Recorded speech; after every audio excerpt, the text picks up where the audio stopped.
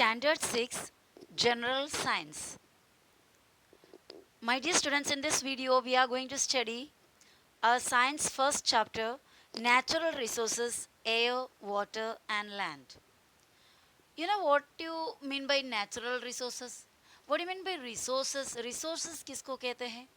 Resources वो चीज़ होते हैं जो हमें मिलते हैं और हमको उसका यूज़ होता है. The things which we use for our survival, for our more facilities, हमारे ज़्यादा facility के लिए, comfort के लिए, okay, for a comfortable life और are sustaining the life in this world. ये दुनिया में हमको बनाए जिंदा रहने के लिए जो चीज़ों की हम ज़रूरत मतलब हम इस्तेमाल करते हैं उसे रिसोर्सेस कहते हैं. Natural resources means what? The resources which we get from the nature. ज़मीन खुद ऑटोमेटिकली नेचर हमें देने वाले या हमको यूज़ होने वाले जो मटेरियल्स होते हैं they are natural resources. Okay, यहाँ पर तीन नेचुरल रिसोर्स के बारे में स्पेसिफिकली हमें स्टडी करनी है. That is air, water and land. See this is the first page of a text book. यहाँ पर आपको एक इमेज दिया हुआ है स्पीयर्स ऑफ द अर्थ. ये सब पहले हमने पढ़ चुके हैं. अर्थ के ऊपर जो ज़मीन होते हैं, the land, that is called lithosphere. Earth का जो ज़मीन है जो यहाँ पर इतने जो हिस्से में दिखा रहे हैं दैट इज लिथोस्फीयर. जो वाटर का पार्ट्स होते हैं यहाँ पर जो दिखा रहा है, rivers, lakes, ponds and even rivulets, seas, सागर, ओशंस, ये सभी मिलाकर क्या होता है? Hydrosphere. Hydro means water, litho means land, ज़मीन. Okay, hydrosphere. और उसके बाद ऊपर आपको दिखाई दे रहा है यहाँ पर इट्स फुल ऑफ एयर. तो ये पार्ट जो है उसको atmosphere. These are the main three spheres on the earth. Earth के अबव में ये तीन मेन स्पीयर्स है. One is lithosphere, second hydrosphere and the third one is atmosphere. So now natural resources. You can see that some things in the picture are in water, some on land and some in the sky, that is in the air. Thus, all things on the earth are associated with air, water or land. Air, water and land are called the earth's surface, atmosphere, hydrosphere and lithosphere respectively. जो अर्थ के ऊपर air होता है उसे atmosphere, water का जितने भी जो वाटर बॉडीज होता है उसे हाइड्रोस्फीयर और जो ज़मीन होता है उसे लिथोस्फीयर. एयर होता है उसे atmosphere, water bodies are hydrosphere and the land is called lithosphere. Moreover, different living things occupy these three spheres on the earth. बहुत सारे लिविंग थिंग्स, सबसे छोटे बैक्टीरिया से लेकर फंगस से लेकर बड़े बड़े ब्लू व्हेल तक, एलिफेंट, ब्लू व्हेल, बड़े बड़े लिविंग थिंग्स, ये सभी अलग अलग काइंड ऑफ लिविंग थिंग्स ये तीनों स्पीयर्स में रहते हैं.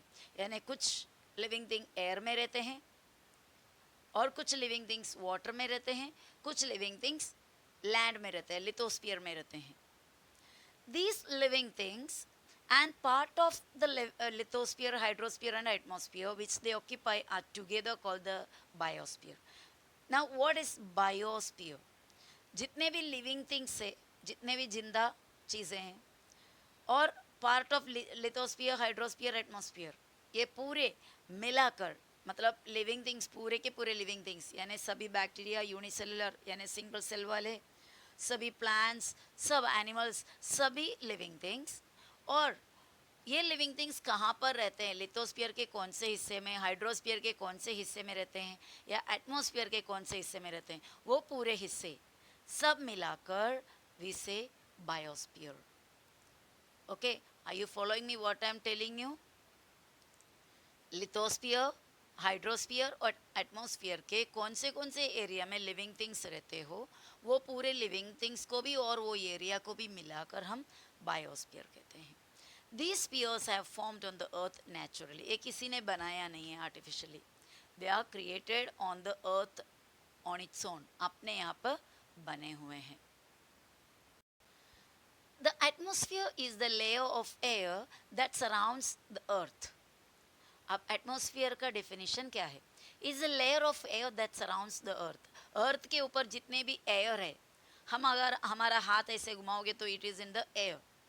अर्थ के ऊपर जितने भी एयर का लेयर होता है, एयर का जो कवरिंग होता है, that is atmosphere. The surface of the earth comprises water and land. और अर्थ के सरफेस में जहाँ पर हम खड़े हैं, उस सरफेस दो किस्म के होते हैं. एक पानी वाला जगह होता है, एक ज़मीन होता है. तो ज़मीन का जो हिस्से होते हैं, that part, the land part is called lithosphere, and the water part is called hydrosphere. Of this, that hydrosphere occupies a much larger part than the lithosphere. आप अगर पूरे अर्थ में सर्च करोगे तो वाटर बॉडीज ज़्यादा है लिथोस्फीयर से. Lithosphere कम है, यानी पूरे अर्थ के ऊपर पानी ज़्यादा है, ज़मीन कम है. कितना ज़्यादा है? अगर फुल अर्थ को हम 3 पार्ट में डिवाइड करोगे तो उसमें से पूरे 2 पार्ट्स वाटर का होगा, सिर्फ एक ही पार्ट किसका होगा? ज़मीन का होगा. यानी फुल अर्थ में हमको रहने के लिए कितना ज़मीन है, कितना लैंड है? ओनली 1/3. बाकी 2/3 पूरे वाटर है. यहाँ पर देखो proportion of land and water आपको दिखाया है. इसमें लैंड का एरिया देखो कितना है, सिर्फ यहाँ से यहाँ तक जो रेड में दिया हुआ है, ये कितने परसेंटेज है? Only 29%. Land is only 29%. Land is only 29%. Now water, if you look into the section of water, it is full 71%. So land is 71%. आपको पता है परसेंटेज किस में, कितने में टोटल होते हैं? 100 में. तो ये 71% और ये 29% का प्लस करके देखो, टोटल यू विल गेट 100. तो टोटल होता है 100, ये फुल. तो 100 में से सिर्फ और सिर्फ 29% ज़मीन है, बाकी पूरे के पूरे वाटर है. Okay. We also look upon these natural components in solid, liquid and gaseous form as resources.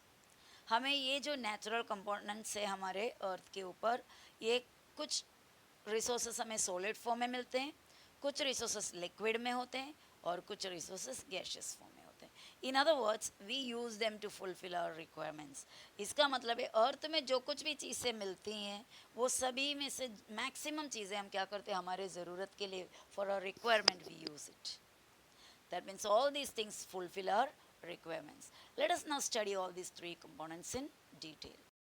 Before that, I want to show you the definition of natural resources.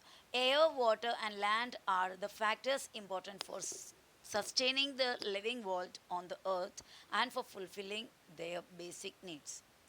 क्या मीनिंग है? एयर, वाटर और land, हवा, पानी और ज़मीन, ये 3 factors है, 3 ऐसा इम्पोर्टेंट हिस्से हैं for sustaining the living world.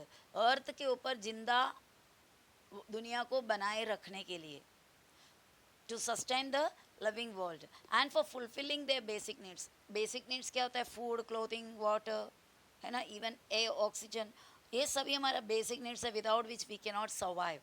जिसके बिना हम जिंदा नहीं रख सकते. Not only us but all the living organisms. तो ये पूरा ज़रूरत है बेसिक नीड्स फुलफिल करने के लिए.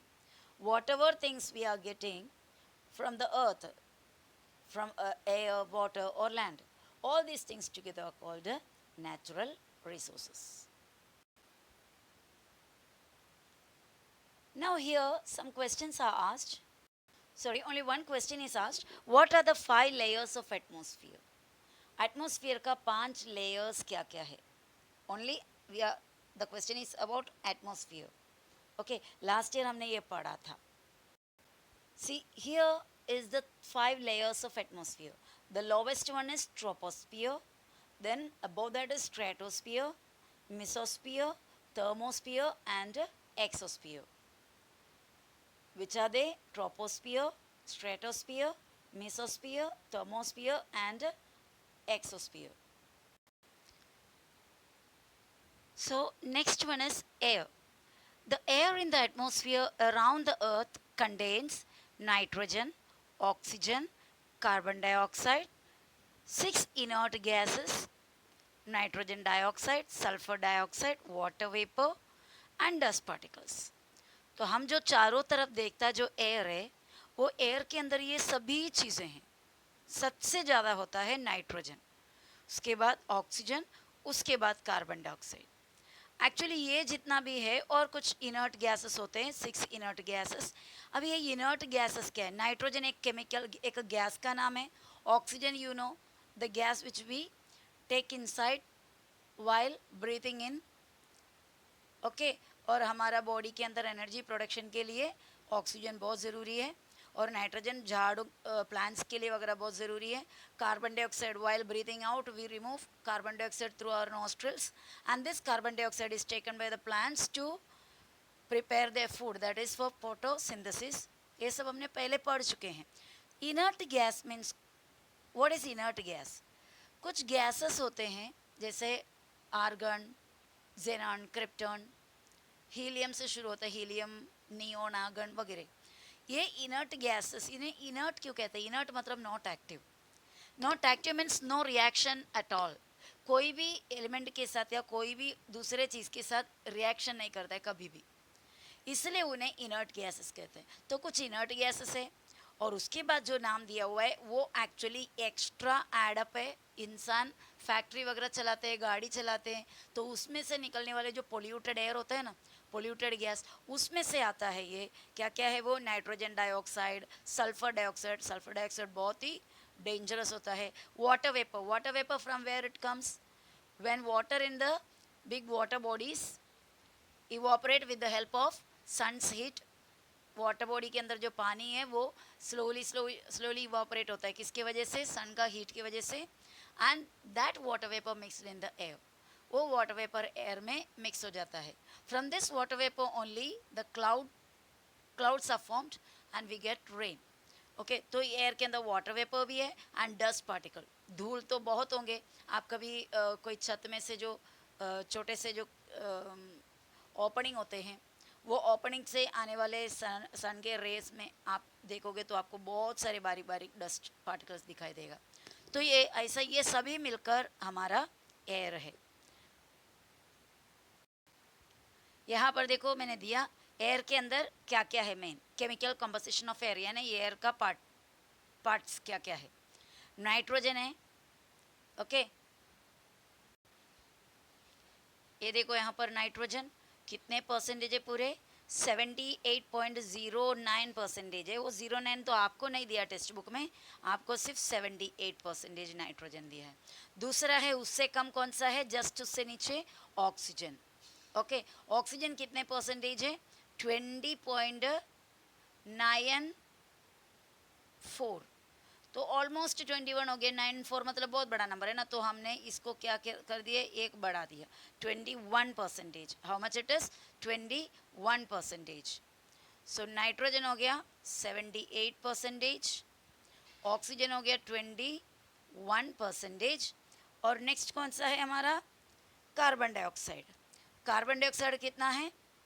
0.03%. देखो यहाँ पर कार्बन डाइऑक्साइड है 0.03%, यानी 1% भी नहीं है, उससे भी कम.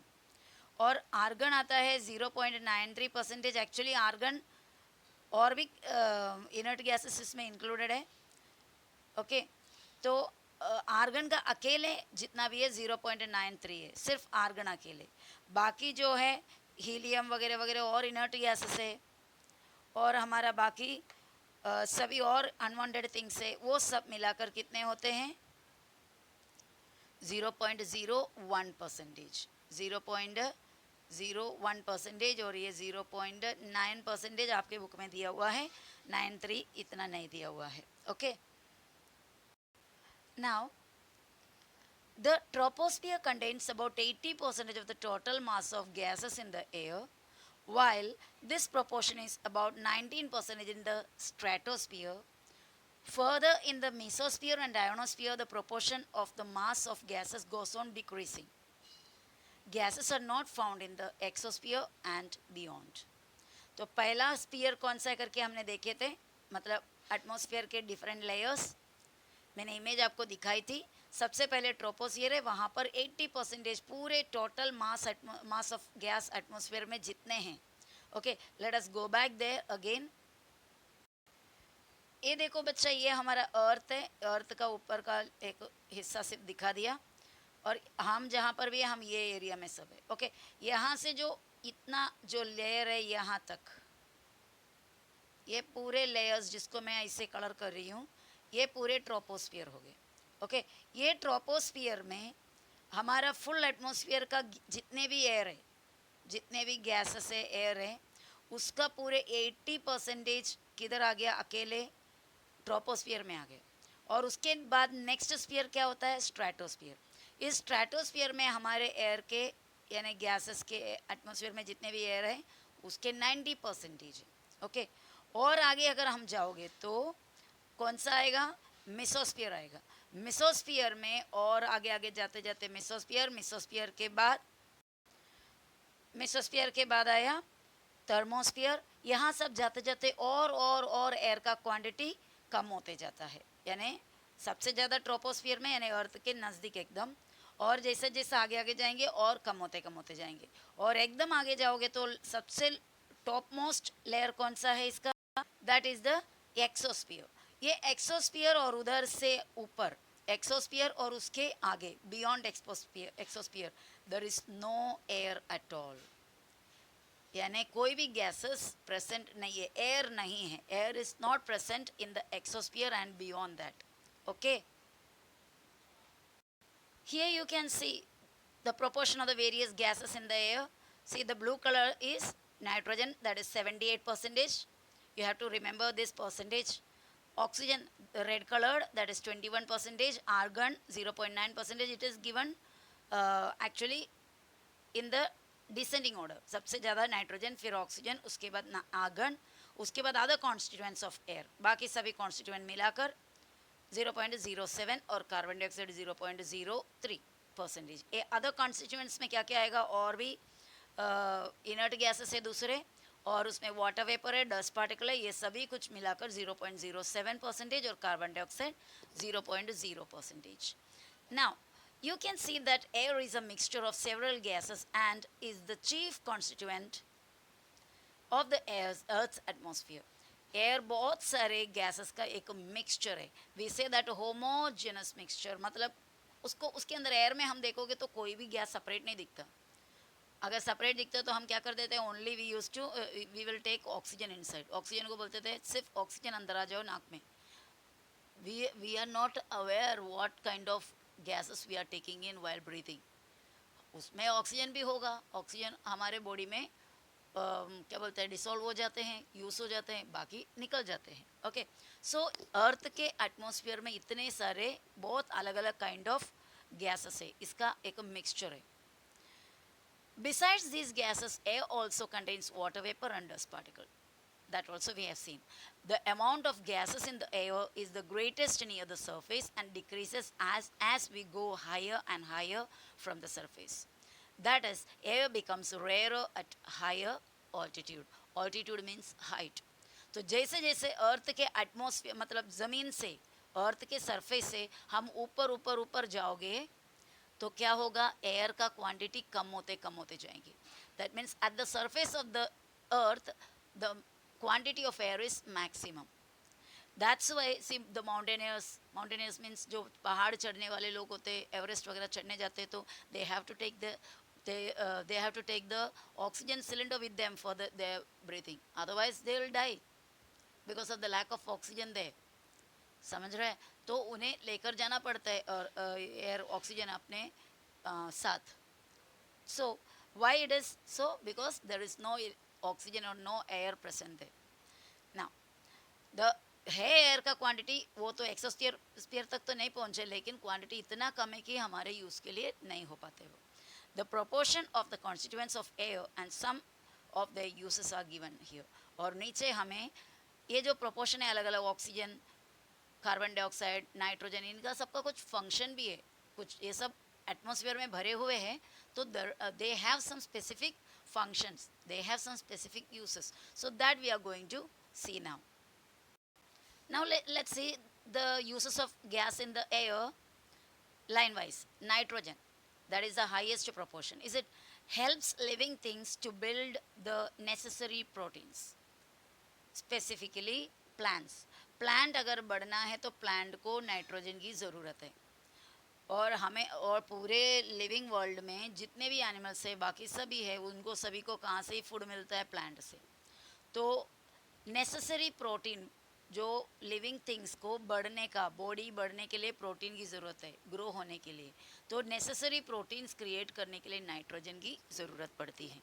It is useful in the production of ammonia and in air tight packaging of foodstuffs. ये जो नाइट्रोजन है अमोनिया नाम का एक केमिकल बनाने के लिए यूज़ करते हैं. अमोनिया का बहुत सारे यूसेस होते हैं, बहुत ही बड़ा एक यूज़फुल केमिकल है वो. तो ये अमोनिया बनाने के लिए नाइट्रोजन की ज़रूरत है.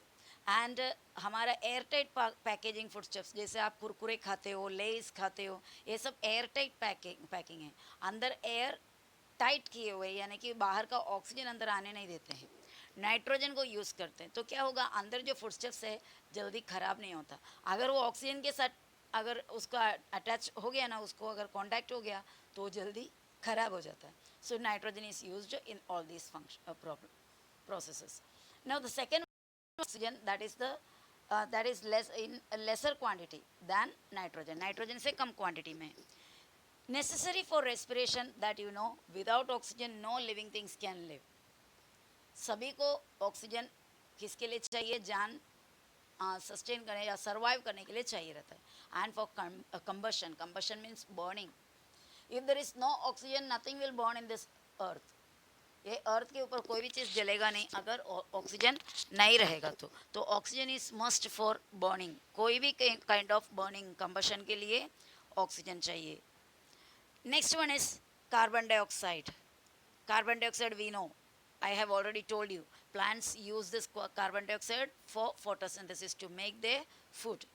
Plants use it for producing their food, used in fire extinguishers. You must have seen fire extinguishers in your school also. Red color का एक डब्बे रखे हुए रहते हैं, बराबर. So there carbon dioxide is used in that. That means carbon dioxide can extinguish fire. Carbon dioxide help करते हैं फायर को बुझाने के लिए. फायर एक्सटिंग्विशर मतलब फायर आग बुझाने वाला machine. Okay. Now next one is argon. Argon is an inert gas. I told you inert gas means the gas which does not react with other chemicals, elements. Argon is used in electric bulb. Argon का main use होता है electric bulbs में. पहले हमारा ज़्यादातर bulb वगैरह ज़्यादा use करते थे. अभी तो नया नया सिस्टम्स आए हुए हैं, पर पहले वाला जो बल्ब होता था जो जिसके अंदर फिलामेंट आप दिखते हैं, छोटा सा एक स्प्रिंग जैसा, उसके अंदर वगैरह आर्गन फिल करते हैं. ओके. क्योंकि उसके अंदर जो केमिकल रिएक्शन होने वाले रहता है, मतलब चीज़ें अलग अलग केमिकल का रिएक्शन जो होता है उसको रोकने के लिए. Helium. Helium is another inert gas used for obtaining low temperature and also for generating lift in airships. Airship, ये देखो इस तरह का एक एयरक्राफ्ट जैसा चीज़ें हैं, चीज़ें जिसको बोलते हैं